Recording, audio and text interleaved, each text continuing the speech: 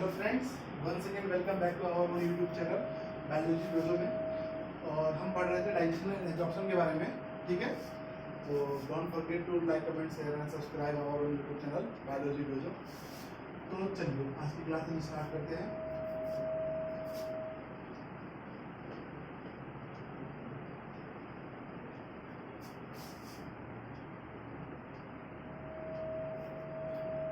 तो एक बार मैं रिकैप करवा दूं कि अभी तक हमने क्या पढ़ा। ठीक है, तो अभी तक हमने पढ़ा लास्ट लेक्चर में डाइजेशन ऑफ फूड के बारे में। ठीक है, डाइजेशन ऑफ फूड के बारे में हम जब बात करते हैं तो हमने देखा क्या कि सलाइवरी जूस से कैसे डाइजेशन होता है, सलाइवरी जूस के बारे में हमने पढ़ा। ठीक है, उसके बाद हमने पढ़ा गैस्ट्रिक जूस के बारे में। ठीक है, उसके बाद हमने एक और बात चीज पढ़ी किसके बारे में, बाइल जूस के बारे में। और एट लास्ट हमने पढ़ा पेनक्रियाटिक जूस के बारे में।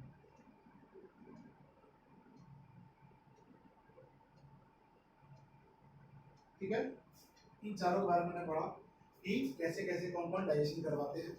जैसे कि मैं बता दूं कि सलाइवरी जूस में क्या क्या होता है, सलाइवरी एमाइलेज, लाइपेज और लाइपेज कह रहा हूँ, लाइसोजाइम और इलेक्ट्रोलाइट्स। ठीक है, उसके बाद से हमने देखा क्या कि गैस्ट्रिक जूस को बनाने के लिए जो सेल्स यूज हो रहे हैं उनमें 3 मेन सेल हैं। कौन कौन से, पैराइटल सेल, पेप्टिक सेल और म्यूकस नेक्स सेल। ठीक है, तो पैराइटल सेल से क्या निकलता है, प्रोएंजाइम पेप्सिनोजेन। ठीक है, उसके बाद से फिर पैराइटल सेल से क्या निकलता है, पैराइटल सेल से निकलता है एक्सियल और कैसल इंट्रिंसिक फैक्टर, जिसको हमने CIF शॉर्ट फॉर्म में बोला था। उसके बाद से हमने देखा कि म्यूकस नेक्स सेल से म्यूकस निकलता है। फिर बाइल जूस में हमने देखा कि बाइल जूस से क्या काम करता है। बाइल जूस में का हमने मेन पॉइंट पढ़ा क्या कि ये इमल्सिफिकेशन ऑफ फैट करता है, but it does not have any enzyme. ठीक है, इसके पास कोई एंजाइम नहीं है। और फिर पेनक्रियाटिक जूस के बारे में हमने पढ़ा। ठीक है, कि पेनक्रियाटिक जूस में क्या क्या कंटेंट होते हैं।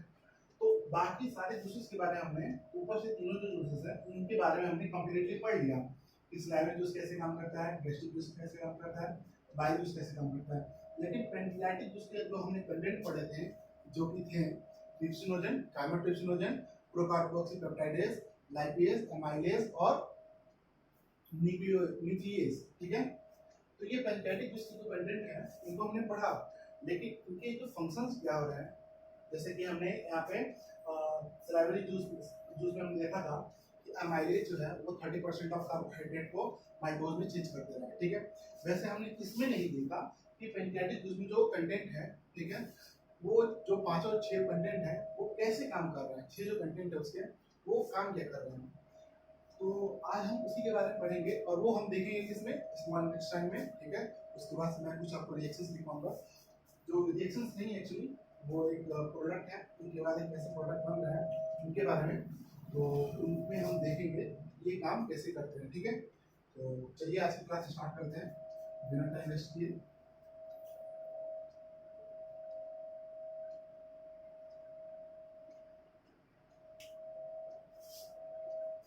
तो मैंने कल आपको बताया ही था कि स्मॉल इंटेस्टाइन में किस किस के कंटेंट आते हैं। ठीक है, कौन कौन से कंटेंट आते हैं और किस किस का आते हैं। देखिए जैसे कि गाल ब्लैडर के जो गाल ब्लैडर में जो बाइल करते हैं, ठीक है, से जो बाइल बन के आ रहा है और जो बाइल गाल ब्लैडर से बन के आता नहीं है, बन के आता है लीवर से, लेकिन गाल ब्लैडर में स्टोर कंसंट्रेट होता है। और जो पेनक्रियाटिक जूसेस जो आ रहे हैं, ठीक है, स्मॉल इंटेस्टाइन में वो कैसे काम करते हैं। और उनमें से हमने देखा था कि बाई जो है वो उसका फंक्शन तो हमने पढ़ लिया था, लेकिन अभी हमको पेनक्रियाटिक जूस के बारे में पढ़ना है। तो सबसे पहले हम देखेंगे यहाँ पे टॉपिक डालेंगे स्मॉल इंटेस्टाइन। स्मॉल इंटेस्टाइन, ठीक है, अब हम देखेंगे इसके बारे में कि स्मॉल इंटेस्टाइन में किस किस के कंटेंट, कौन कौन से कंटेंट आते हैं। तो बाइल जूस आता है और पेनक्रियाटिक जूस आता है। तो बाइल जूस को हमने पढ़ी ही है, अब पढ़ेंगे पेनक्रियाटिक जूस के बारे में। ठीक है, उससे पहले भी पढ़ लिया हम कि जो इसके खुद के स्मॉल इंटेस्टाइन की जो खुद की ग्लैंड है और जो उसकी जूस है खुद की, उसको क्या बोलते हैं, उसका एक स्पेशल नाम भी होता है। ठीक है, तो उसके बारे में हम पढ़ेंगे सबसे पहले। तो उसका नाम क्या होता है? इंटेस्टाइनल जूस, जिसको बोलते हैं हम इंटेस्टाइनल जूस, उसका एक और नाम भी है, ठीक है। उसको क्या बोलते हैं हम, ठीक है। ये पूछा जाता है, ठीक है, जनरल बोर्ड्स के एग्जाम में या फिर नीट में भी थोड़ा सा वो इंटेस्टाइनल जूस ना लिख करके वो सकस इंटेरिकस लिख देगा, जो इसका नाम मैं बताने जा रहा हूँ, सकस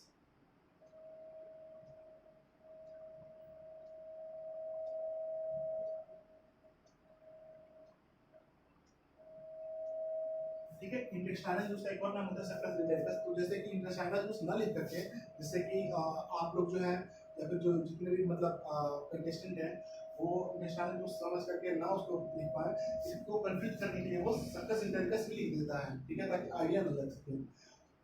तो देखिए इंटेस्टाइनल जूस या सकस इंटेरिकस बनता है कैसे है। तो देखिए होता है म्यूकोसल एपिथेलियम, ठीक है। जो म्यूकोसल म्यूकोसल एपिथेलियम है, ठीक है, इसके बारे में देखिए। म्यूकोसल एपिथेलियम जो है यहाँ देखेंगे हम,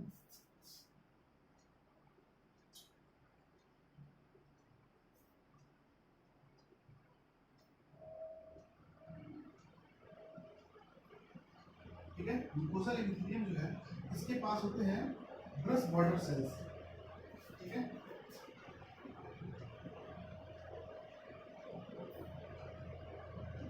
इसके पास होता है कौन सा ब्रश बॉर्डर नहीं, गॉबलेट सेल। इसके पास होते हैं गॉबलेट सेल, ठीक है। म्यूकोसल एपिथेलियम के पास होता है कि हैव गॉबलेट सेल, ठीक है। गॉबलेट सेल तो होते हैं, चलिए ठीक है। तो गॉबलेट सेल क्या निकालते हैं? गॉबलेट सेल निकालेंगे म्यूकस, ठीक है।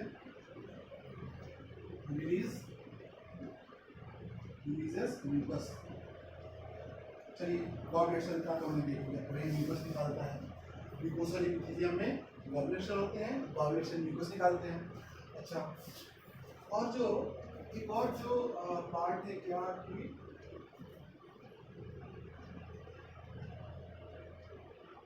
ब्रश बॉर्डर,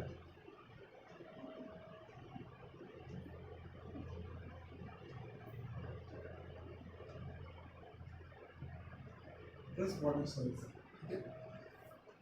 देखिए म्यूकस स्मॉल इंटेस्टाइन में मैंने आपको बताया था कि मॉडिफिकेशन हुए हैं जो कि उसके सरफेस एरिया को बढ़ाने के लिए।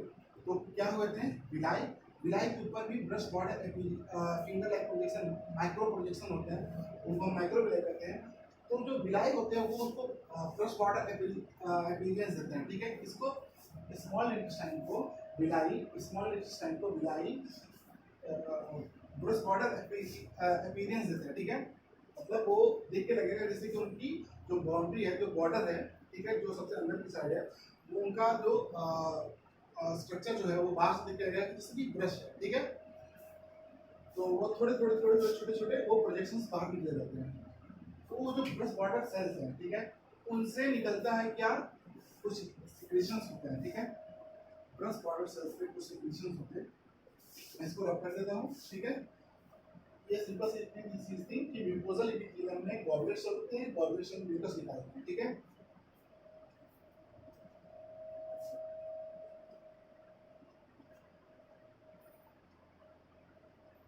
तो देखिए म्यूकोसल एपिथेलियम और ब्रश बॉर्डर सेल्स, ठीक है। तो ब्रश बॉर्डर सेल से कुछ सिक्रेशंस निकलेंगे, ठीक है। लेते हैं हम secrete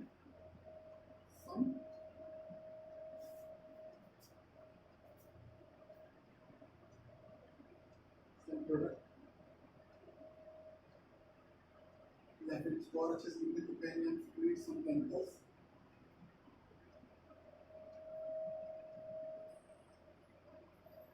ठीक है। तो म्यूकोसल एपिथेलियम, उसके बाद हमने देखा कि ब्रश बॉर्डर सेल से कुछ केमिकल्स निकलते हैं, वो केमिकल्स क्या करते हैं कि म्यूकोजल एपिथेलियम के जो सेल्स हैं वो क्या निकाल लेते हैं, अभी मैंने लिखवाया कि म्यूकस, और इनके जो सीक्रेशंस है वो कुछ केमिकल्स हैं, ठीक है। ये दोनों म्यूकस और ये कुछ जो केमिकल निकलते हैं ये दोनों मिल करके सर्कस इंटेरिकस या फिर इंटेस्टाइनल जूस बनाते हैं, ठीक है। तो इसको और भी सिंपल फॉर्म में लिखूं, इसको एक बार नोट करिएगा, ये तो आपके बस अंडरस्टैंडिंग के लिए मैंने बना दिया।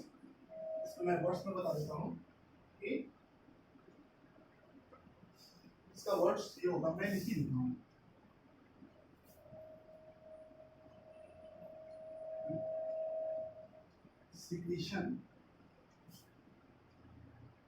secretion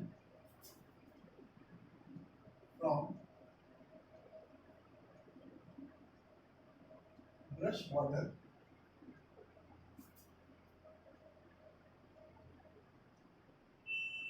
cells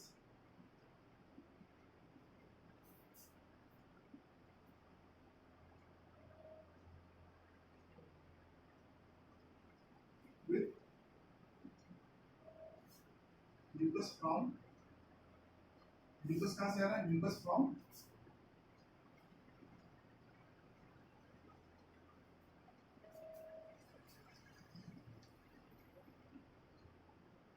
गॉबलेट सेल, ठीक है। गॉबलेट सेल, ये याद रखिएगा कि गॉबलेट सेल जहां पर भी पाया जाएगा वो केवल और केवल म्यूकस ही निकालेगा, ठीक है। Mucus from goblet cell of mucosal epithelium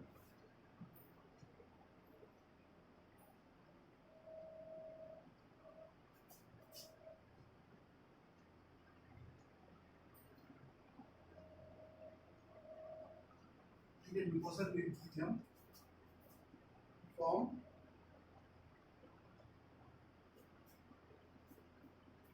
क्या बनाएगा, circus इंटेरिकस, circus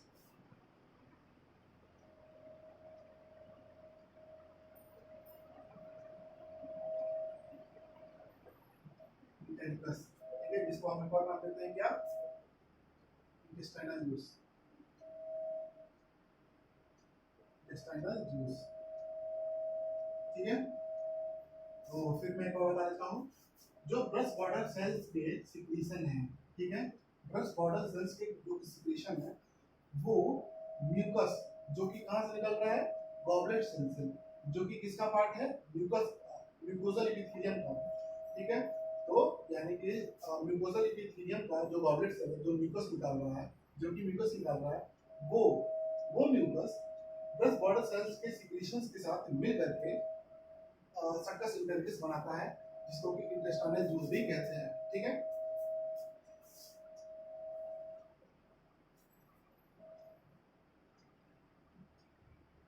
pH of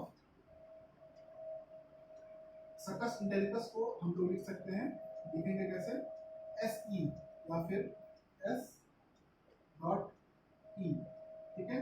circus इंटेरिकस को हम लिखेंगे SE, तो pH of circus इंटेरिकस SE is 7.8, ठीक है, स्लाइटली अल्कलाइन है, ठीक है, इज 7.8, ठीक है। अब और लिखेंगे,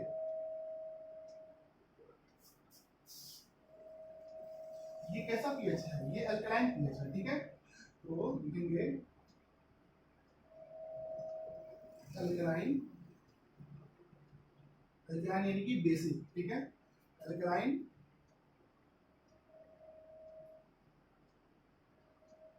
नेचर ऑफ SE मतलब circus इंटेरिकस is formed by pancreatic juice,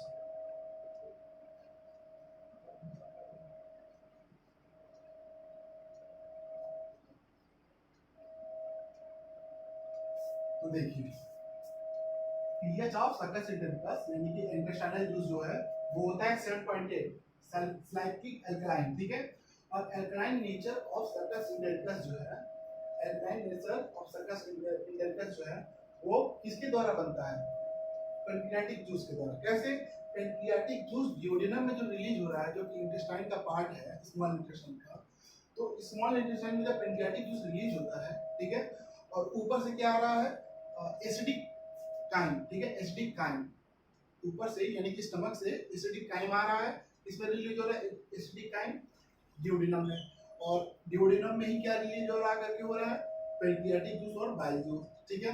तो पेनक्रियाटिक जूस और जो बाइल जूस है वो क्या करते हैं, उनमें से जो मेन पेनक्रियाटिक जूस है, मेन पेनक्रियाटिक जूस जो है वो क्या करता है कि जो एसिडिक नेचर ऑफ काइम जो आ रहा है उसको वो बेसिक बना देगा, और साथ ही साथ प्रोटेक्ट भी करता है इंटेस्टाइनल वॉल को, ठीक है, इंटेस्टाइनल वॉल को।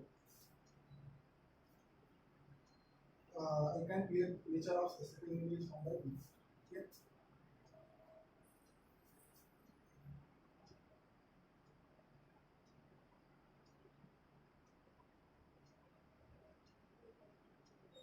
अच्छा देखिए, म्यूकस जो निकल रहा है, ये जो म्यूकस निकल रहा है यहाँ से, वो एक काम करता है क्या, वो प्रोटेक्ट करता है इंटेस्टाइनल वॉल को, ठीक है।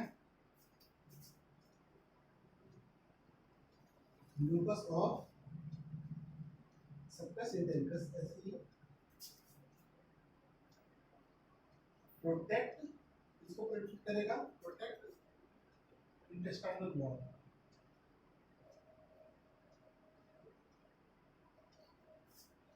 कौन सी इंटेस्टाइन, स्मॉल इंटेस्टाइन, ठीक है, यहाँ पे स्मॉल इंटेस्टाइन की बात कर रहे हैं, तो प्रोटेक्ट इंटेस्टाइनल वॉल फ्रॉम किससे, एसिडिक काइम, ठीक है। जो एसिडिक काइम कैसे है, वो स्टमक से आ रहा है, जो एसिडिक काइम वो हो सकता है कि वो, हो सकता है कि अगर वो म्यूकस ना हो तो एसिडिक काइम जो आ रहा है स्टमक से वो डैमेज कर सकता है इंटेस्टाइनल वॉल को, लेकिन ये म्यूकस इंटेस्टाइनल वॉल को प्रोटेक्ट करता है एसिडिक काइम से, ठीक है। और साथ ही साथ इंटेस्टाइन में और क्या रिलीज हो रहा है, पेनक्रियाटिक जूस, वो पेनक्रियाटिक जूस अल्कलाइन नेचर का होता है, ठीक है, और वो अल्कलाइन नेचर को बना देता, जो इंटेस्टाइनल जूस जो है उसको भी अल्कलाइन बना देता है, ठीक है। तो इस तरह से इंटेस्टाइन की जो वॉल है वो एसिडिक जो काइम है उससे प्रोटेक्ट हो पाता है, और साथ ही साथ उसको एसिडिक जो नेचर है उसका, उसको वो अल्कलाइन बना देता है।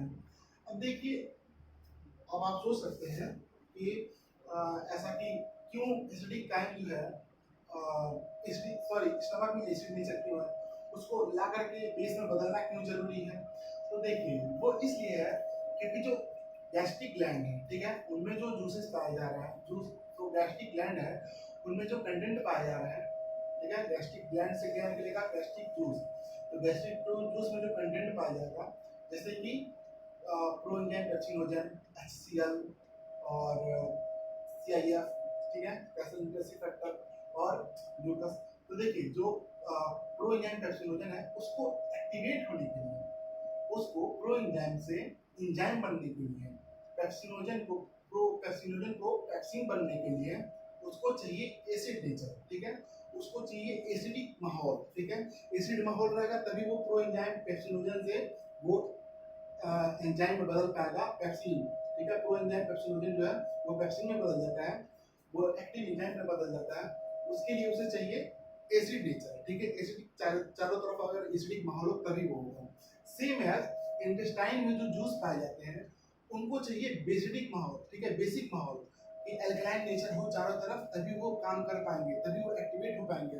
तो उस एक्टिवेशन के लिए जो बेसिक माहौल चाहिए, ठीक है, जो एल्कलाइन नेचर का जो चारों तरफ वातावरण चाहिए वो देता है कौन, पेनक्रियाटिक जूस, ठीक है। तो अब आप यहाँ समझ गए होंगे कि जो नेचर है एसिडिक स्टमक का वो क्यों जरूरी है, वो प्रोएंजाइम पेप्सिनोजन को एक्टिवेट करने के लिए जरूरी है, और जो बेसिक माहौल जो है इंटेस्टाइनल जूस के लिए वो क्यों जरूरी है, और वो तो मैं आगे बताऊंगा, लेकिन वो पेनक्रियाटिक जूस दिलाता है, ठीक है। पेनक्रियाटिक जूस बेसिक नेचर दिलाता है या फिर अल्कलाइन नेचर दिलाता है इंटेस्टाइनल जूस को, और इंटेस्टाइनल जूस जो है उसमें जो एंजाइम्स है वो एक्टिवेट तभी हो पाएंगे जब उनके जूस जो है उनको बेसिक या अल्कलाइन नेचर जो है वो मिलेगा। तो आप इसे 10 सेकेंड में नोट करिए, तब तक मैं चुपचाप यहाँ खड़ा रहता हूँ।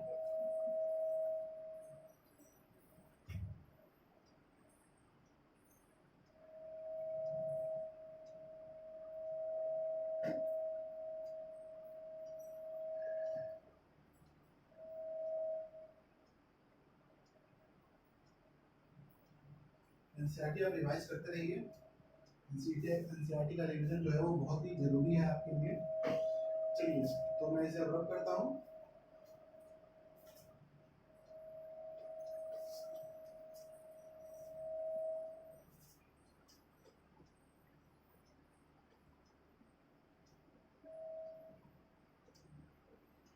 जब मैं लिखता हूँ साथ साथ में आप लिखते रहेंगे तो आपके लिए बहुत ज़्यादा अच्छा होगा। और जो मैं समझाता हूँ वो अगर आप लिखते हुए भी सुन लेंगे, ठीक है, तो भी आप समझ जाएंगे। लेकिन आप मेरे साथ साथ लिख किया करिए, उसके बाद से जब मैं एक्सप्लेन करता हूँ तो आप लिख लेंगे।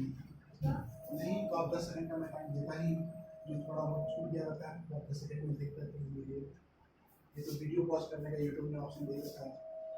तो देखिए, अब हम बात करेंगे कि अभी तो मैंने देखा कि बताया क्या कि mucosa of gastric gland, sorry mucosa of small intestine, वो बनाता है सक्कस इंडेरिकस, या फिर कह सकते हैं हम उसको इंटेस्टाइनल जूस। लेकिन एक और ग्लैंड पाई जाती है, बहुत ही इंपॉर्टेंट पॉइंट है, बहुत ही इंपॉर्टेंट है, ठीक है, आप इस पर स्टार मार्क भी लगा सकते हैं कि some mucosa of the small intestine of,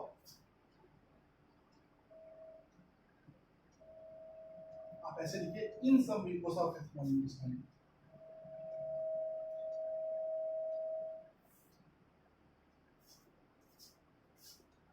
इन सब म्यूकोसा of small intestine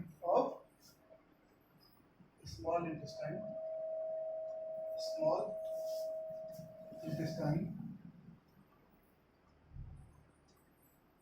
जिसको कि हमने क्या लिखा था, एसाइल इंटेस्टाइन, जिसको क्या लिखा था, एसाइल, ठीक है। इस सब mucosa of small intestine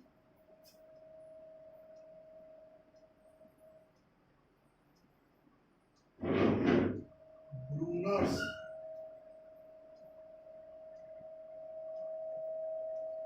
gland, Brunner's gland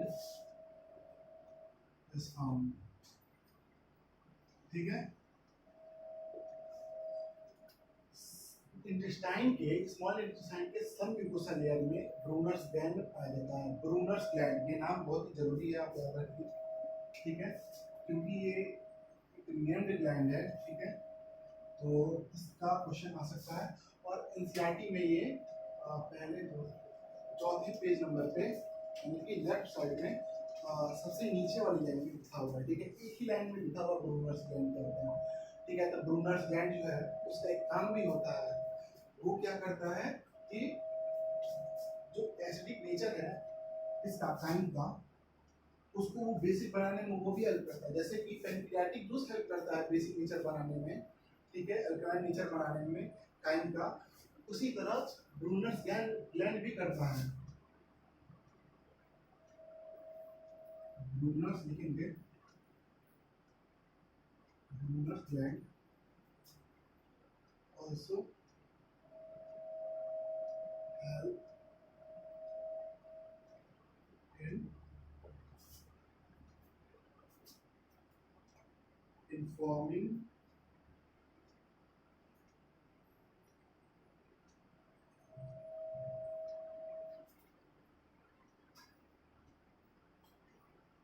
alkaline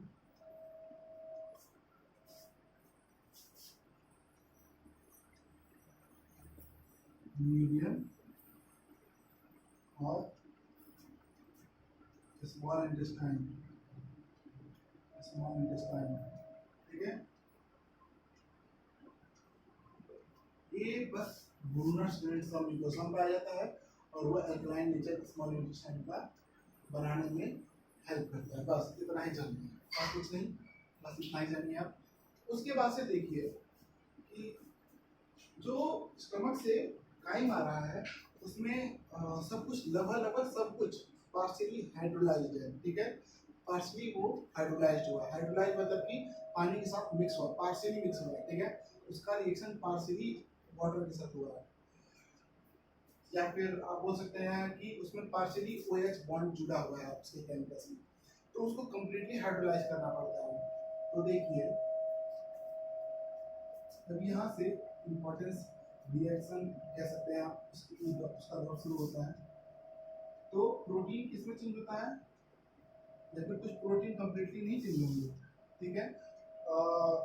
stomach में जो प्रोजेक्शन है वो कम्प्लीटली जितने प्रोटीन है उन सबको नहीं पेप्टोन और प्रोटीज में चेंज कर देता है, उनमें से कुछ बचे रह जाते हैं, ठीक है। वो उनको चेंज यहाँ पे भी कर दिया जाएगा, मतलब किसी भी प्रोटीन को छोड़ना नहीं है।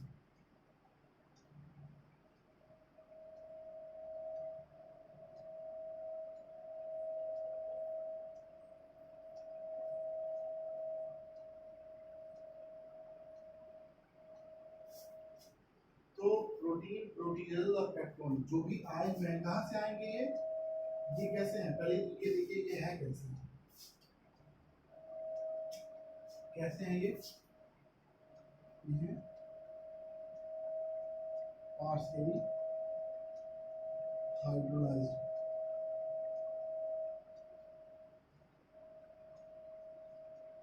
ठीक है। ये पार्शियली हाइड्रोलाइज्ड है। अब ये जो इंटेस्टाइन में आ रहा है पैंक्रियाटिक जूस का कंटेंट, कौन कौन सा,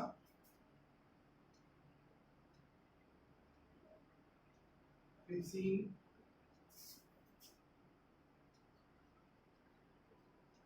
काइमो ट्रिप्सिन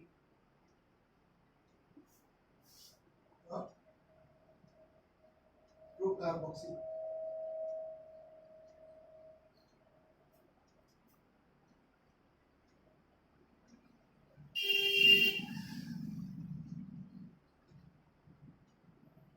ठीक है।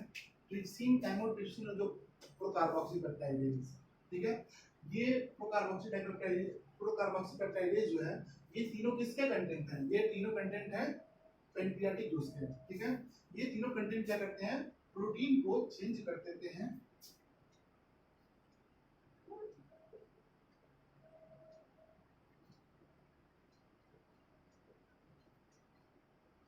अमाइनो एसिड में, ठीक है। प्रोटीन को चेंज कर देते हैं ये अमाइनो एसिड में। तो पहले आप इतना लिखिए, इसके बाद से मैं आगे आपको बताता हूँ।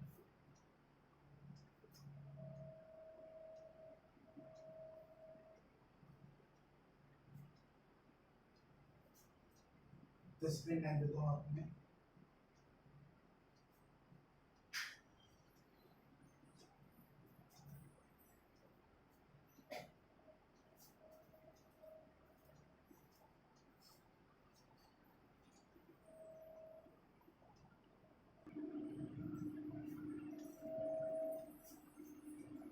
चलिए आई होप आप सबने लिख लिया होगा, ठीक है। तो मैं अब इसको रफ कर देता हूँ।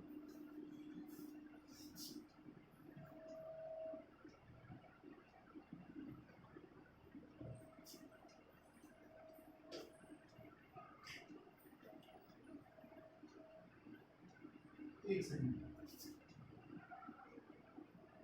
मैं यहाँ पे कुछ गड़बड़ कर दी मैंने।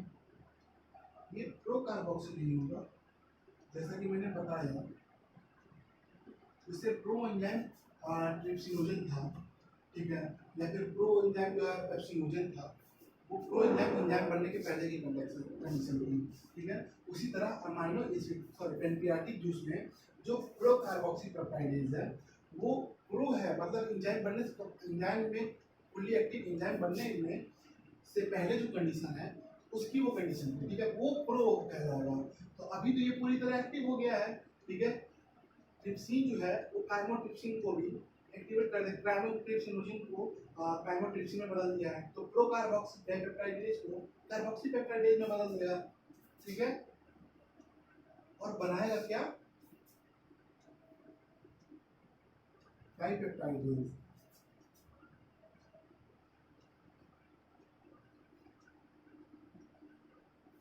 ठीक है, डाइपेप्टाइड्स बनाएगा। कितना एक और बता दूं कि ट्रिप्सिनोजन जो है वो ट्रिप्सिन में चेंज हुआ था एंट्रोकाइनेज की वजह से, तो जो ट्रिप्सिन है वो एक्टिवेट करेगा काइमोट्रिप्सिन को और बदलेगा किसमें, काइमोट्रिप्सिन में। उसी तरह ट्रिप्सिन प्रोकार्बोक्सी डाइपेप्टाइडेज को प्रोकार्बोक्सी पेप्टाइडेज को चेंज करेगा किसमें, कार्बोक्सी पेप्टाइडेज में, ठीक है। और ये सब मिल करके प्रोटीन या प्रोटीओलेज या पेप्टोन, इन तीनों में से कोई भी होगा, उनको वो डाइपेप्टाइड में चेंज कर देंगे, किसमें, डाइपेप्टाइडेज में, डाइपेप्टाइड में, ठीक है।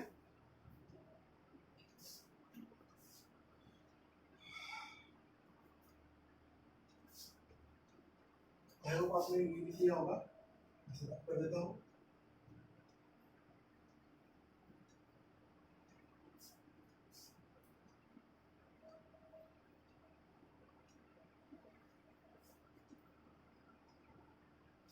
ऐसे ही अभी मैं पैंक्रियाटिक जूसेस के फंक्शन बता रहा हूँ, ठीक है, उनके जो कंटेंट है ट्रिप्सिन, काइमोट्रिप्सिन और ये प्रोकार्बोक्सी सॉरी कार्बोक्सी पेप्टाइडेज, और उसके बाद से फिर ये न्यूक्लियेज, अमाइलेज और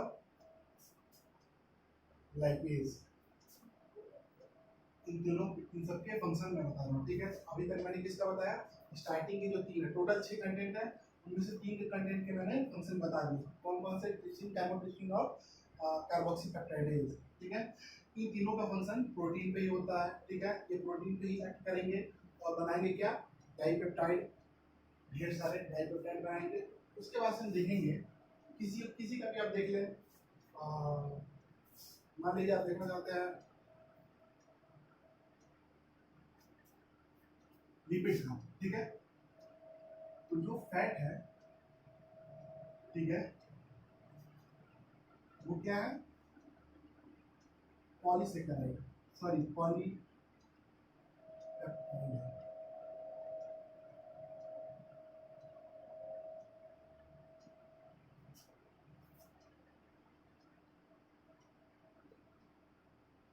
पॉलीग्लिसराइड,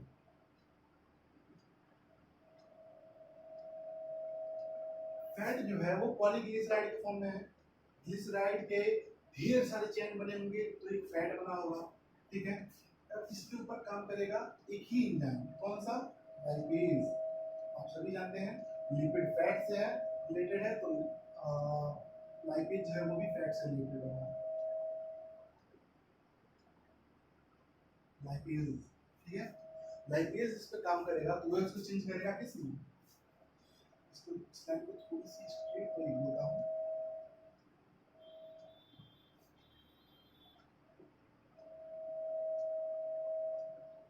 ठीक है।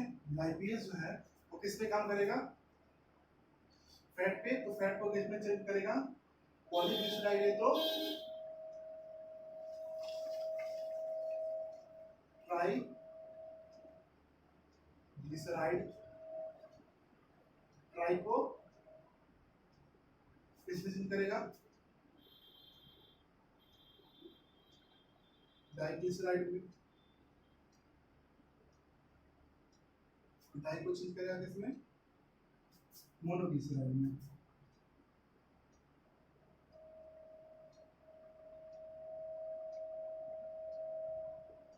मोनोग्लिसराइड में, ठीक है। तो ये रहा लाइपेज, कौन सा लाइपेज, कहाँ से आ रहा है ये लाइपेज, पैंक्रियाटिक जूस से, तो पैंक्रियाटिक जूस से जो लाइपेज आया है वो फैट पे कैसे काम करता है। उसी तरह और है कौन, मान लीजिए कार्बोहाइड्रेट, सॉरी हाँ कार्बोहाइड्रेट मान लीजिए, ठीक है, तो जो पार्स ये सब देखिए, ये सब जो फैट आ रहा है, जो कार्बोहाइड्रेट आ रहा है, जो जितने भी चीजें आ रहे हैं, ठीक है, टाइम में जितने भी चीजें इंक्लूड है टाइम में, वो सब के सब पार्शियली हाइड्रोलाइज्ड हैं। मैं एक पॉइंट और आगे लिखवा भी दूंगा, ये सब तो पहले मैं नेक्स्ट में बोलूँ,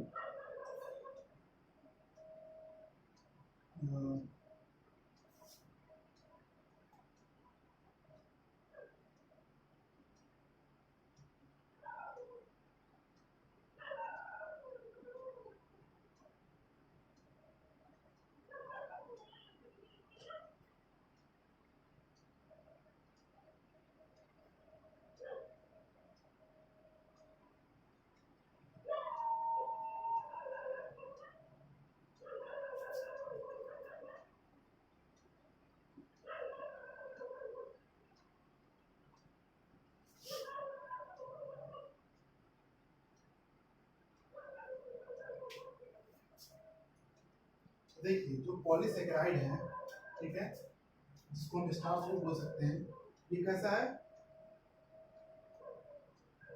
पार्शियली हाइड्रोलाइज्ड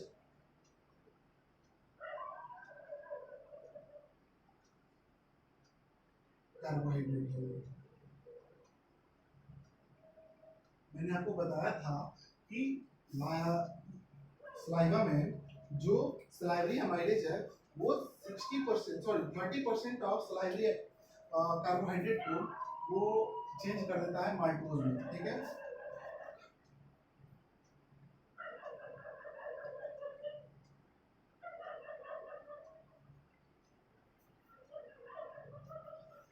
ये स्टार्च जो है वो चेंज हो जाएगा किसमें?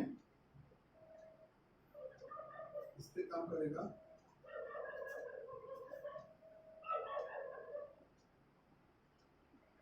अमाइलेज। अमाइलेज काम करेगा, उसको किसमें बदलेगा? माल्टोज में बदल सकता है या फिर सुक्रोज में बदल सकता है या फिर फ्रक्टोज में बदल सकता है,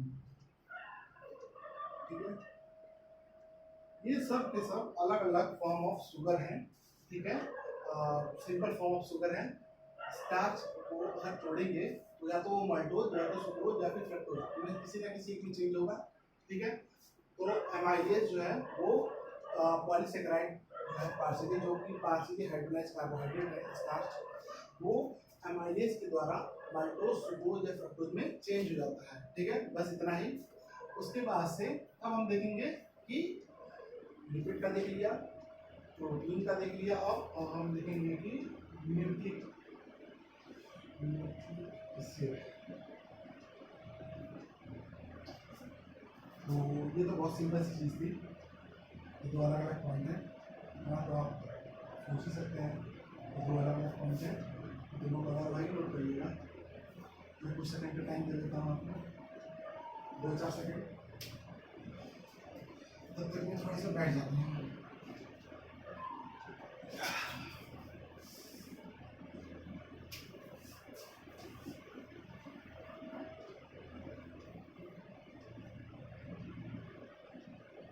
आपको जो भी डाउट है आप कमेंट सेक्शन में आप मुझसे पूछ सकते हैं।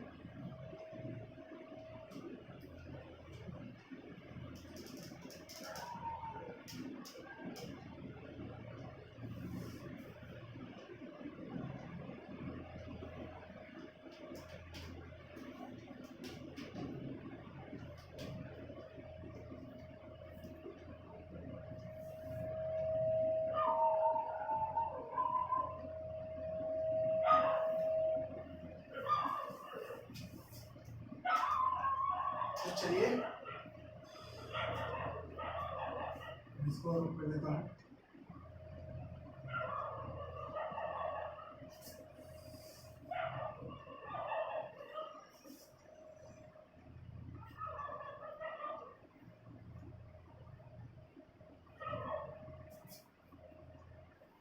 हमने किस किस का देख लिया? जो काइन से फैट आ रहा है उसका हमने देखा, जो काइन से प्रोटीन आ रहा है उसका देखा, जो काइन से न्यूक्लिक एसिड आ रही है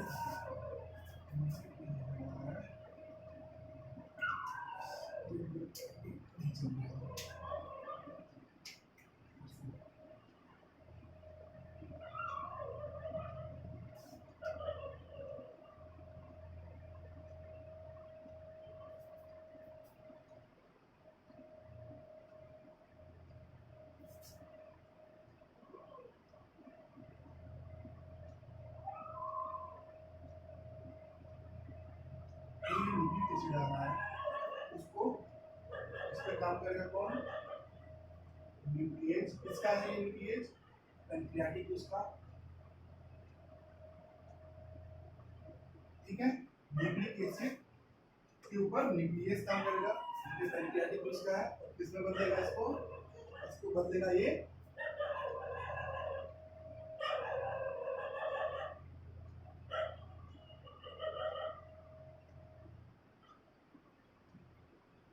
न्यूक्लिक एसिड और न्यूक्लियस काम करेगा, उसको बदलेगा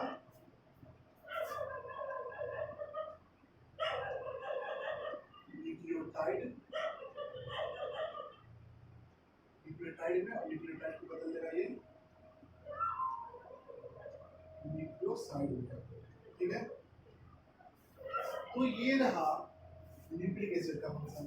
तो जो पैंक्रियाटिक जूस है उसके जो 6 कंटेंट है, कौन कौन से, ट्रिप्सिन, कार्बोट्रिप्सिन और कार्बोक्सीपेप्टाइडेज, न्यूक्लियस, अमाइलेज और लाइपेज, सबका हमने फंक्शन देख लिया। क्या देखा, फिर से मैं बता देता हूँ कि प्रोटीन प्रोटीओजेस या फिर पेप्टोन होगा, उसको बदलेंगे अमाइनो एसिड में, अमाइनो एसिड से पहले डाइपेप्टाइड में, बाय किसके थ्रू, ट्रिप्सिन उसके ऊपर काम करेगा, कैमोट्रिप्सिन और कार्बोक्सीपेप्टाइड। ये तीनों प्रोटीन को या फिर प्रोटीओजेस है या फिर पेप्टाइड है उसको चेंज कर देंगे डाइपेप्टाइड में, ठीक है। डाइपेप्टाइड में चलो चेंज कर दिया। उसके बाद से ये हो गया तीन के फंक्शन। उसके बाद से एक है न्यूक्लिक एसिड, सॉरी न्यूक्लियस, ठीक है। न्यूक्लियस क्या करेगा, न्यूक्लिक एसिड जो कि टाइम में है उसके ऊपर काम करेगा, उसको न्यूक्लियोसाइड, न्यूक्लियोटाइड या फिर न्यूक्लियोटाइड को फिर न्यूक्लियोसाइड में चेंज कर देगा, ठीक है। उसके बाद से हम माइलेज के ऊपर, ठीक है। तो जो पार्शियली हाइड्रोलाइज्ड कार्बोहाइड्रेट आ रहा है टाइम में, या फिर जिसको हम बोल सकते हैं स्टार्च आ रहा है, वो उसके ऊपर काम करेगा अमाइलेज, ठीक है। अमाइलेज का काम ही ये होता है कि वो कार्बोहाइड्रेट को चेंज कर देता है किसमें, माल्टोज में या फिर फ्रक्टोज में या फिर सुक्रोज में, ठीक है। उसके बाद से सबसे लास्ट में लाइपेज, ठीक है। लाइपेज का क्या काम होता है, लाइपेज जो है वो फैट जो भी आ रहा है टाइम से, वो चेंज कर देगा फैट को ट्राइग्लिसराइड, डाइको मोनोग्लिसराइड। अभी तक तो हमने इतना देखा, ठीक है। अब हम लिखेंगे वर्ड्स का फॉर्म में, ठीक है। ये जो रिएक्शन हमने लिखा है ये क्या है, कैसे है, उनके बारे में देखते हैं। देखिए काइम कंटेंट लिखेंगे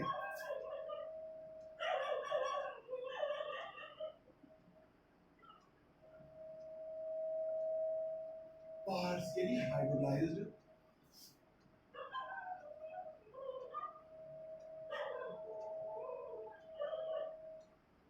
क्या क्या partially hydrolyzed fat, protein,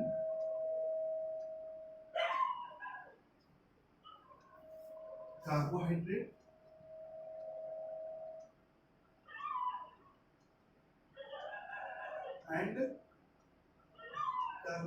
and nucleic acid, ठीक है। काइम में ये कंटेंट होते हैं, तो काइम में ये कंटेंट होते हैं, ठीक है।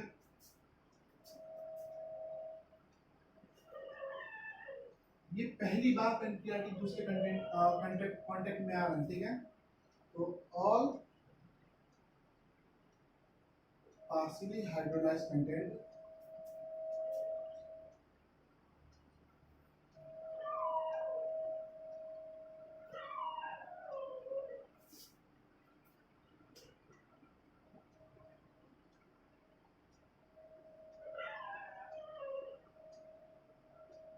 get completely hydrolyzed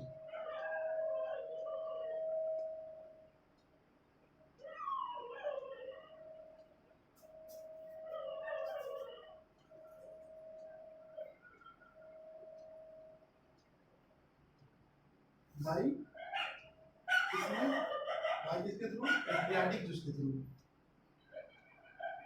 ठीक है, बाय पेनक्रियाटिक जूस। तो देखिए काइन जो है उसके अंदर partial hydrolysed protein, fat, carbohydrate, nucleic acid होता है। और जितने भी पार्शियल हाइड्रोलाइज्ड सब्सटेंस हैं कौन कौन से, प्रोटीन, फैट, न्यूक्लिक एसिड और कार्बोहाइड्रेट्स, तो कंप्लीटली हाइड्रोलाइज हो जाते हैं by contact, coming in contact with pancreatic juice. ठीक है, अब देखिए सबका सिंथेटिक जिसको हमने एसई से डिनोट किया था। ठीक है, एसई कंटेन क्या कंटेन करता है, डाइपेप्टाइडेज।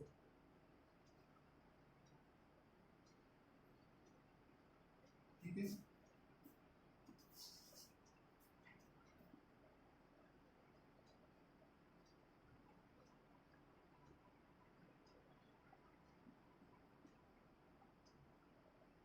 सुक्रेज,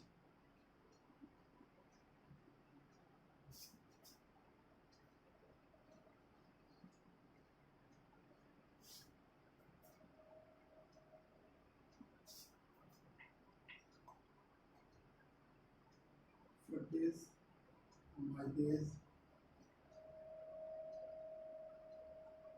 और क्या कंटेन करेगा, लाइपेज। ठीक है, और क्या कंटेन करेगा,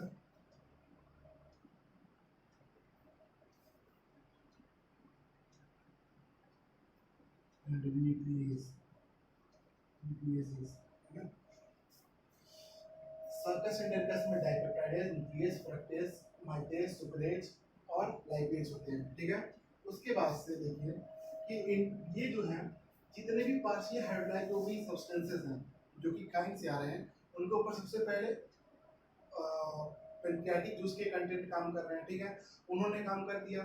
ठीक है, तो प्रोटीन वाले ने बनाया डाइपेप्टाइड, न्यूक्लियस वाले सॉरी न्यूक्लियस वाले ने बनाया मान लीजिए न्यूक्लियोसाइड या न्यूक्लियोटाइड। ठीक है, तो वो न्यूक्लियोटाइडेज या न्यूक्लियोसाइडेज में चेंज हो जाएंगे फर्दर न्यूक्लियस कॉन्टेक्ट में आते हैं। ठीक है, और उसके बाद से फिर फैट वाला जो है, ठीक है, फैट वाला जो बना वो मान लीजिए ट्राइग्लिसराइड में बदला। ठीक है, तो वो उसके ऊपर फिर से ट्राइग्लिसराइड, मोनोग्लिसराइड बदल देंगे। ठीक है, उसके ऊपर फिर से काम करेगा लाइपेज, तो वो उसको बदल देगा फर्दर। और ठीक है, किसमें बदलेगा मैं बताऊंगा। फिर डाइपेप्टाइडेज। ठीक है, उसके बाद से फिर सुक्रेज, सुक्रोज जो भी बन रहा है, सुक्रोज, फ्रक्टोज, और मैंने ये बताया सुक्रोज, फ्रक्टोज और माल्टोज जो भी बन रहा है तो उसके ऊपर सुक्रेज, फ्रक्टेज और माल्टेज काम करेगा। तो चलिए आइए देखते हैं ये कैसे काम करते हैं।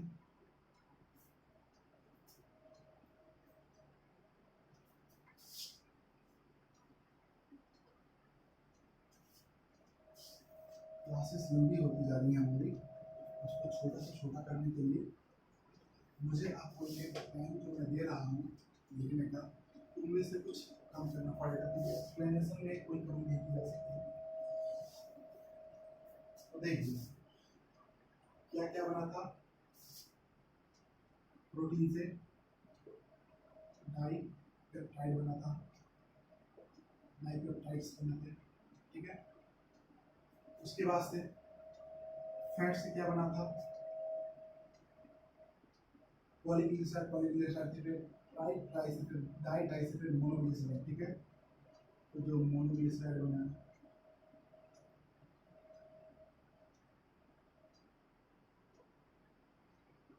उसके बाद से प्रोटीन हो गया, फैट हो गया, उसके बाद से न्यूक्लिक एसिड से क्या बना था,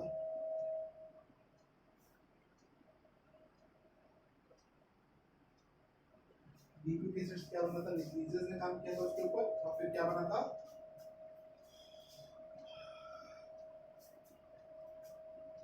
न्यूक्लियोटाइड या न्यूक्लियोसाइड। ठीक है, तो न्यूक्लियोटाइड ही बना देते हैं। ठीक है, उसके बाद तक हम और अच्छे से आगे एक्सप्लेन कर सकते हैं, न्यूक्लियोटाइड बना देते हैं।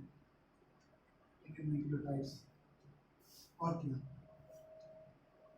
अब आते हैं हमारे फ्रक्टोज वाले पे।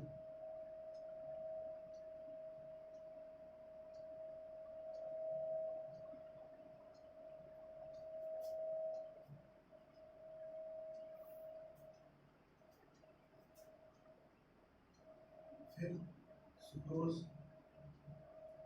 फिर माइलोज। अब इनके ऊपर काम करेंगे कौन से एंजाइम्स, लिखेंगे यहाँ पे on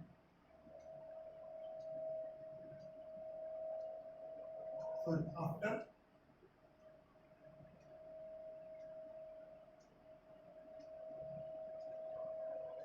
action of pancreatic juice, action of pancreatic juice,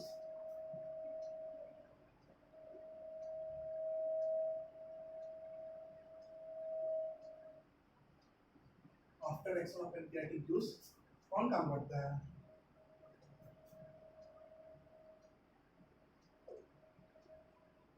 SE या फिर intestinal juice, succus intestinalis, act on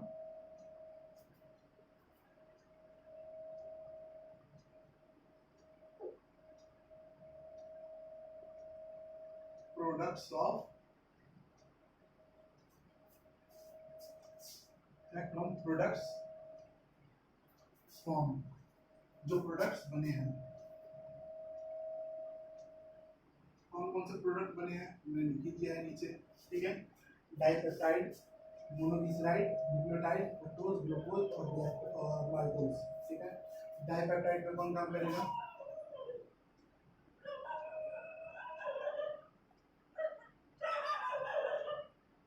dipeptide पे सब पे लगा दीजिए, डाइपेप्टाइड पे कौन काम करेगा, डाइपेप्टाइडेज, इतनी चलना है तो डाइपेप्टाइड पे कौन काम करेगा, डाइपेप्टाइडेज,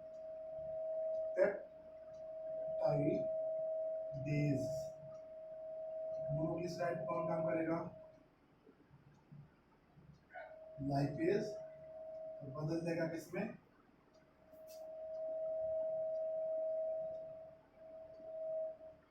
बदल देगा इसको हम बाद में लिखेंगे। न्यूक्लियोटाइड, न्यूक्लियोटाइड पे कौन काम करेगा, न्यूक्लियोटाइडेज, फिर बनेगा न्यूक्लियोसाइड, तो न्यूक्लियोसाइड पे कौन काम करेगा, न्यूक्लियोसाइडेज, और यहाँ पे फ्रक्टोज कौन काम करेगा, फ्रक्टोज, सुक्रोज पे सुक्रेज, गैलेक्टोज पे सॉरी माल्टोज पे माल्टेज। हम बना देते हैं एरो,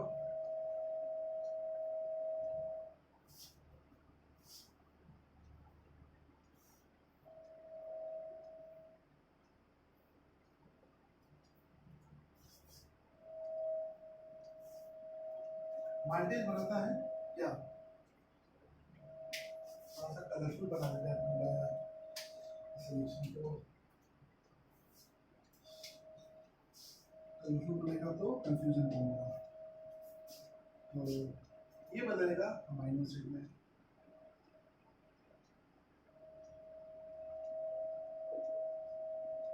ये बनेगा फैटी एसिड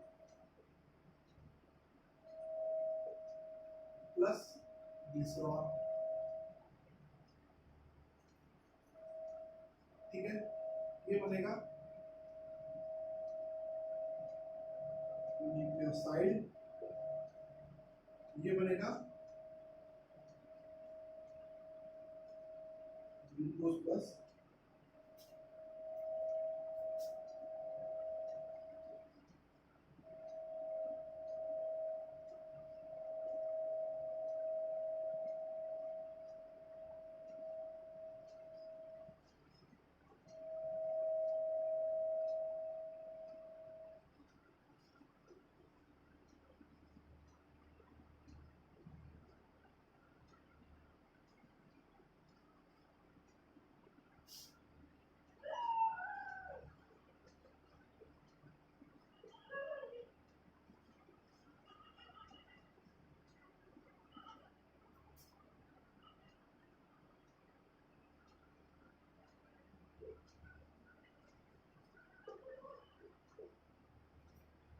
तो देखिए डाइपेप्टाइड के ऊपर डाइपेप्टाइडेज काम करेगा, उसको बदलेगा अमीनो एसिड में। मोनोग्लिसराइड के ऊपर लाइपेज काम करेगा, उसको फैटी एसिड प्लस ग्लिसरॉल में बदल देगा। न्यूक्लियोटाइड्स के ऊपर न्यूक्लियोटाइडेज काम करेगा तो न्यूक्लियोसाइड में बदलेगा। न्यूक्लियोसाइड के ऊपर काम करेगा न्यूक्लियोसाइडेज और उसको बदलेगा ये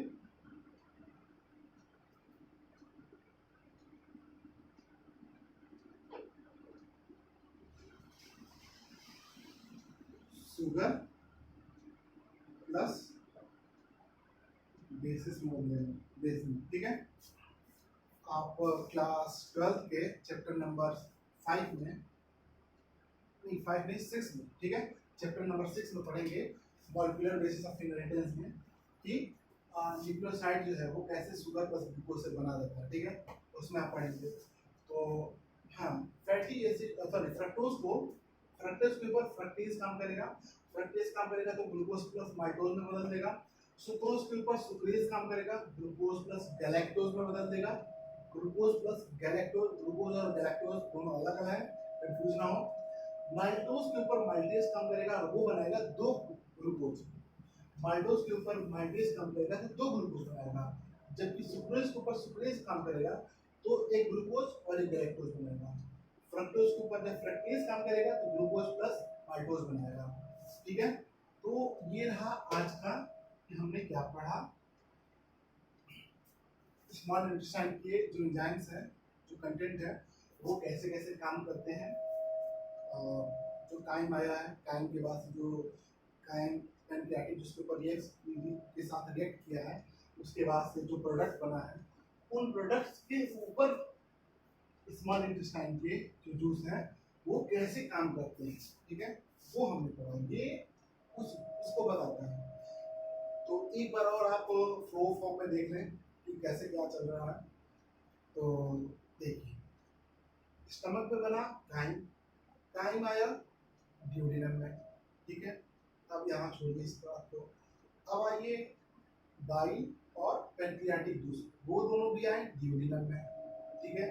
तो काइम से मिला ड्यूडेनम में पैनक्रियाटिक जूस और बाइल, ठीक है। जो बाइल और पैनक्रियाटिक जूस मिले, तो बाइल ने तो अपना काम किया, जितना भी करना था उसको, फैट को इमल्सिफाई करना था, छोटे फॉर्म में तोड़ना था, ठीक है। लेकिन अब आएंगे हम उसके बारे में, पैनक्रियाटिक जूस के बारे में, ठीक है। तो पैनक्रियाटिक जूस काइम के ऊपर कैसे काम करता है। पैनक्रियाटिक जूस उसको अल्कलाइन मीडियम और अल्कलाइन फॉर्म में चेंज करता है, ठीक है। उसको जो एसिडिक फॉर्म में काइम आता है उसको अल्कलाइन फॉर्म में बदलता है, और स्मॉल इंटेस्टाइन के जो इंटरनल वॉल है उसको भी प्रोटेक्ट करता है म्यूकस के साथ, ठीक है। अब देखिए, वो जो पैनक्रियाटिक जूस है वो उसमें ट्रिप्सिनोजन काइमोट्रिप्सिनोजन जो है, ठीक है, सॉरी ट्रिप्सिन एक्टिवेटेड फॉर्म में पढ़े तो trypsin chymotrypsin carboxypeptidase lipase amylase nuclease, ठीक है, ये तीनों हैं। ये जो काइम आया है उसके अंदर पार्शियली हाइड्रोलाइज्ड प्रोटीन है, फैट है, न्यूक्लिक एसिड है और प्रोटीन है, ठीक है। इन सब के ऊपर पैनक्रियाटिक जूस के एंजाइम्स काम करते हैं, ठीक है। तो वो काम करेंगे तो रिएक्ट करेंगे इन सब के साथ, प्रोटीन फैट लिपिड और स्टार्च और न्यूक्लिक एसिड इनके साथ रिएक्ट करेंगे। जब रिएक्ट करेंगे तो वो कुछ प्रोडक्ट बनाएंगे, वो उन प्रोडक्ट्स के ऊपर स्मॉल इंटेस्टाइन के पैनक्रियाटिक जूस के साथ रिएक्ट करने के बाद, काइम का पैनक्रियाटिक जूस के साथ रिएक्ट करने के बाद जो प्रोडक्ट बन रहा है, उन प्रोडक्ट्स के ऊपर स्मॉल इंटेस्टाइन के जो एंजाइम्स है वो काम करते हैं, ठीक है। ये जो एंजाइम्स है ब्लू कलर के जो मैंने लिख रखे हैं, वो जो स्मॉल इंटेस्टाइन की ये जो एंजाइम्स है ये उन प्रोडक्ट्स के ऊपर काम करते हैं। ये जो ब्लैक कलर से मैंने लिखा है ये उन प्रोडक्ट्स के ऊपर काम करते हैं जो कि पैनक्रियाटिक जूस के साथ काइम के रिएक्शन होने के बाद बने हैं, ठीक है। तो एक्सप्लेनेशन आई होप मैंने एनफ कर दिया है। फिर भी अगर आपको डाउट हो तो आप कमेंट सेक्शन में पूछ सकते हैं, मैं दोबारा से आपको एक्सप्लेन कर दूंगा। आप टेलीग्राम चैनल का मुझसे पूछ सकते हैं।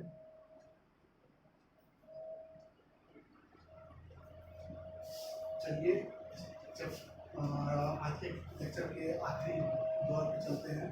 चलिए अगले लेक्चर में जो है, अगले लेक्चर में ये चैप्टर कंप्लीट हो जाएगा, ठीक है। अगले लेक्चर में ये चैप्टर कंप्लीट हो जाएगा, फिर उसके बाद हम अगला चैप्टर शुरू करेंगे। अगले लेक्चर को पूरा नहीं लगना चाहिए, लेकिन फिर भी मैं इसको थोड़ा छोटा कर दूँगा अगले लेक्चर को, और अगला लेक्चर जो है थोड़ा छोटा करके मैं उसी में एक लेक्चर लेकर के इस चैप्टर को खत्म कर दूँगा। अब आते हैं स्मॉल इंटेस्टाइन में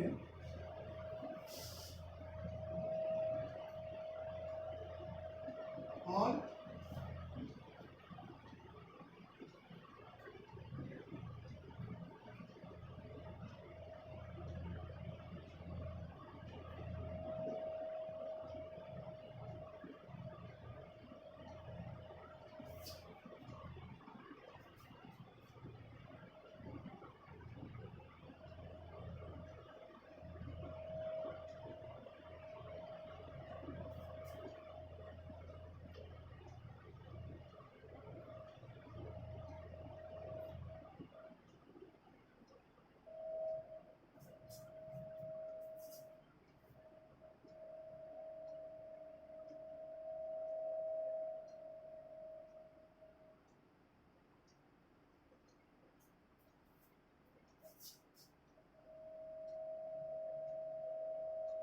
जितने भी एब्जॉर्बेबल सब्सटेंसेस है वो जेजुनम और इलियम में एब्जॉर्ब हो जाएंगे, ठीक है।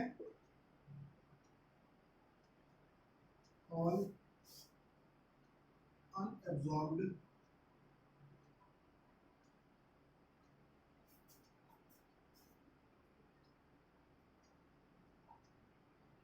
सब्सटेंस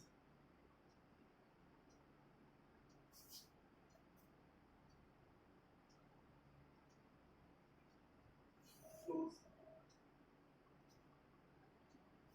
in, sorry, moves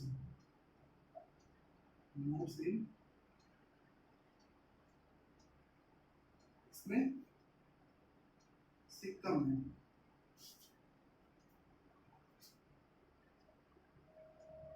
ठीक है। सारे जो अनएब्जॉर्ब्ड प्रोडक्ट हैं, सब्सटेंसेस हैं, वो अब सिक्कम में चल जाएंगे, ठीक है।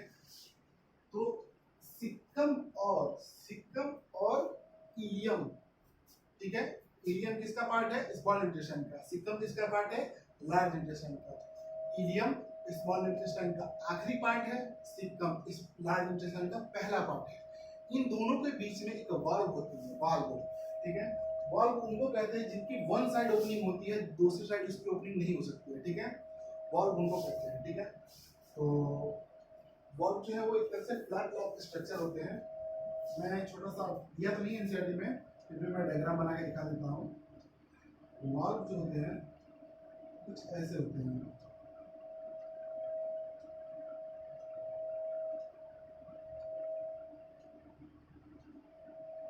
ठीक है। ये ऐसे फ्लैप होते हैं कि जिनका कि ऊपर से अगर हम प्रेस करें, ठीक है, ऊपर से यानी कि इलियम से प्रेस करें अनडाइजेस्टेड फूड को, वो सॉरी अनएब्जॉर्ब्ड सब्सटेंसेस को, तो वो सिक्कम में तो चले जाएंगे, लेकिन सिक्कम से वो वापस बैकफ्लो उनका नहीं हो पाएगा किस इलियम में, ठीक है। ये क्या है? ये है जो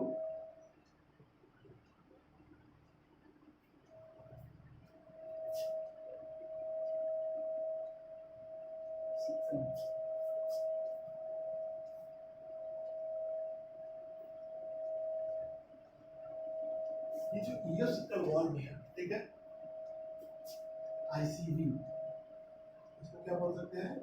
आईसीवी।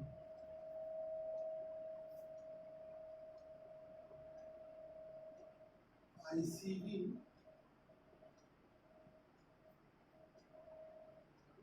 प्रेजेंट एट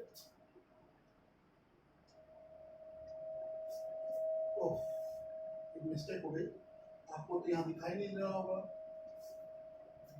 तो मैं इसको रब करके लिख देता हूँ। क्या? सब्सटेंसेस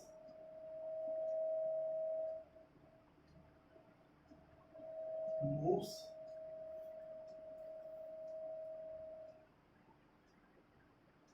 in कम। तो ICV present at junction of, junction यानी कि दोनों का मीटअप पॉइंट, ठीक है, दोनों का मीटअप पॉइंट। जैसे कि ये ब्लैक मार्कर, ये ब्लू मार्कर, ठीक है, इन दोनों का जंक्शन कहाँ है, ये यहाँ है, इन दोनों का जंक्शन, ठीक है, ये दोनों आकर के यहाँ मिल रहे हैं। तो जैसे कि मान लीजिए अगर आप, ये ईलियम है, ये सिक्कम है, ठीक है, तो ईलियम और सिक्कम के जो मीटअप पॉइंट है उसके उस पे एकदम एग्जैक्ट वहीं पे मौजूद होता है क्या, इलियोसिकल वॉल, आईसीबी हमारा प्रेजेंट होता है, ठीक है। तो ICV present at junction of ileum and caecum, ठीक है।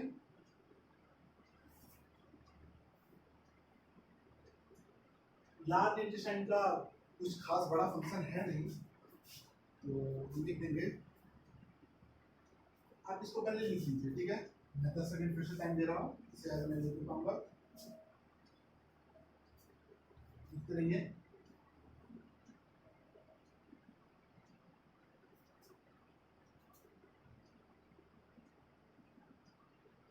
चलिए मैं इसको रख कर देता हूँ।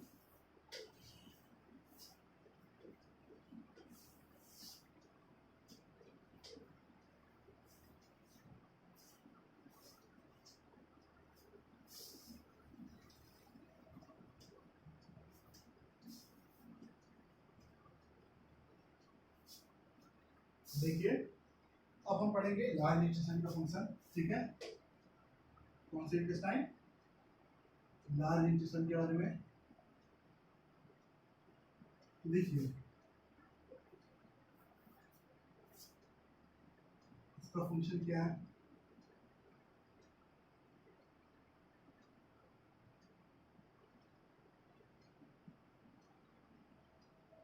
एब्जॉर्प्शन ऑफ वाटर,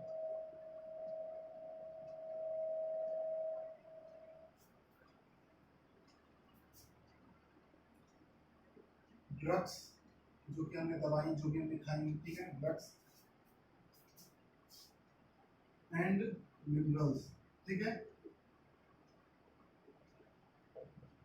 दूसरा फंक्शन क्या है,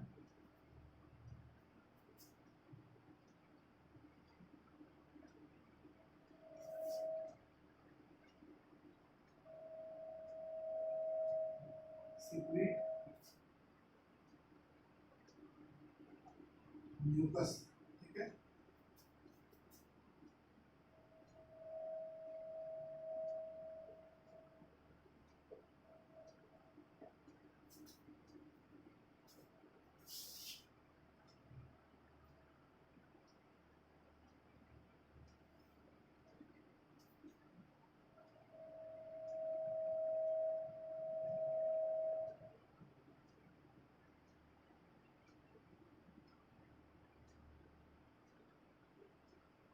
हाँ, तो फंक्शन देख लीजिए, लार्ज इंटेस्टाइन का absorption of water, drug and minerals, ठीक है, जो कि अभी तक नहीं एब्जॉर्ब हो पाए हैं, और सीक्रेट करता है म्यूकस, क्यों, ताकि वो लुब्रिकेट कर सके, टू लुब्रिकेट फीसेस, फीसेस यानी कि हमारा वेस्ट मटेरियल, ठीक है, जो कि हमारी पॉटी होती है, तो जो फीसेस है उनको इजी एक्सक्रीट, ठीक है, इजी एक्सक्रीट करने के लिए, इजी एक्सपेल आउट, ठीक है, इजी एक्सपेल आउट हो जाए उसका, ठीक है, वो उसके लिए वो large amount of mucus secrete करता है, कौन, लार्ज इंटेस्टाइन, ठीक है।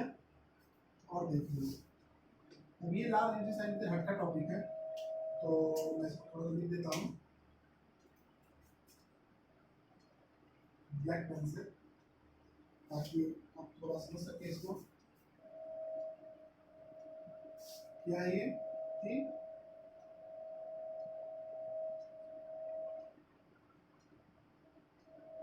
Neural and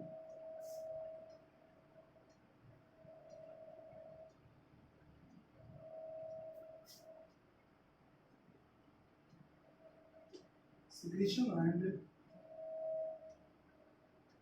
secretion of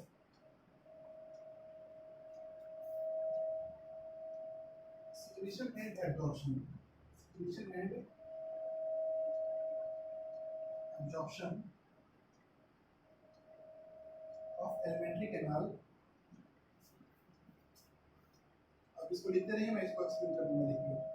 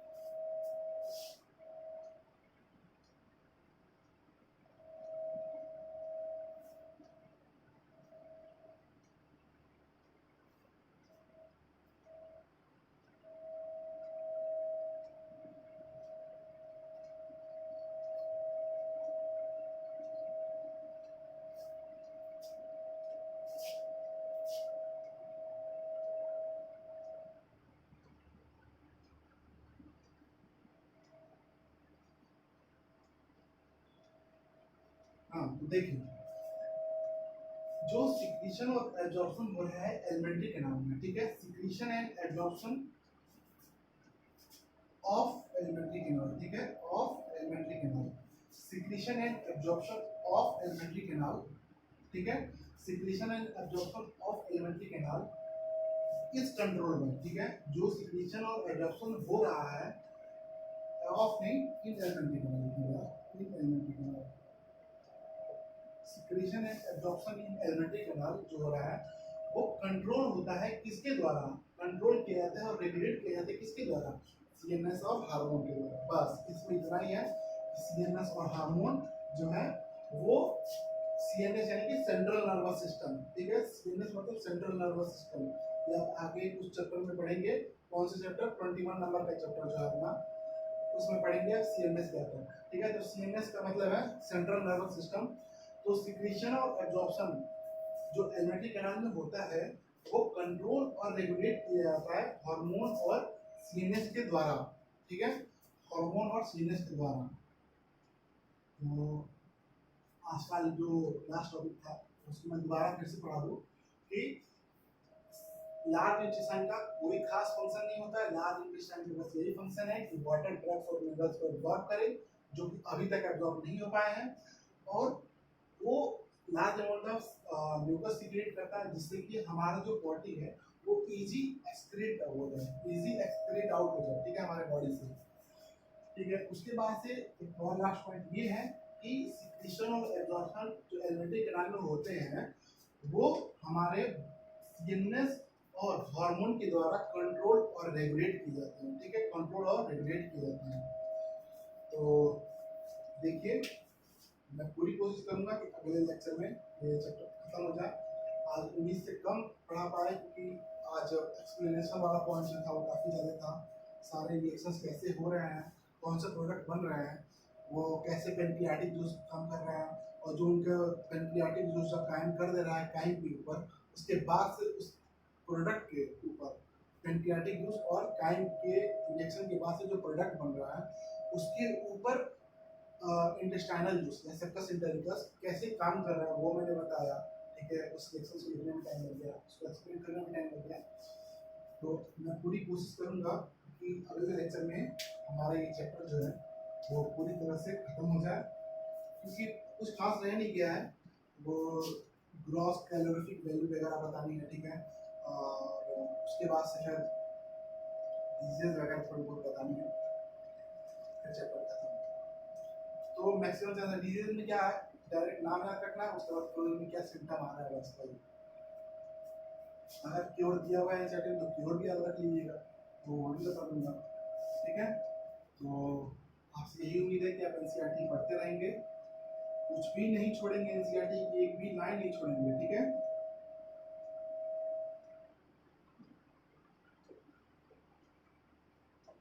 NCERT की एक भी लाइन नहीं छोड़ेंगे आप, ठीक है। तो please don't forget to like, comment, share and subscribe our YouTube channel biology Guru. मुझे पता है कि कंडीशंस जो हैं वो फेवरेबल नहीं है क्योंकि मेरे पास उतना अच्छा सेटअप नहीं है, और फिर उसके बाद से फिर इतना अच्छा मेरा ये जो इस रूम में रिकॉर्डिंग कर रहा हूँ वो नहीं है कि अच्छे से आपको विजिबल हो सके, लाइट का भी यहाँ पे रिफ्लेक्शन आता है, ये रहता है हर क्लासेस में आता है। बट जैसे ही सेटअप की व्यवस्था हो जाएगी वैसे ही मैं ये जो है वो सब चेंज कर दूँगा, ताकि आप अच्छे से विजिबल हो सकें और आप अपनी क्लासेस अच्छे से अटेंड कर सकें। बट उसके लिए आपका सपोर्ट बहुत ज़रूरी है। Don't forget comment, like, comment, share and subscribe our YouTube channel directly. जो डाउनलोड हो रहा है वो आप मुझसे टेलीग्राम चैनल, जिसका मैंने डिस्क्रिप्शन में लिंक दे रखा है, उस पर आप जा करके मुझसे ज्वाइन करिए और डाउट पूछ सकते हैं। मैं वो सारे डाउट दोबारा एक्सप्लेन कर दूंगा अगर आप चाहेंगे कि मैं क्लास में एक्सप्लेन कर दूँ। ठीक है, तो आज की क्लास इतना ही। Thank you.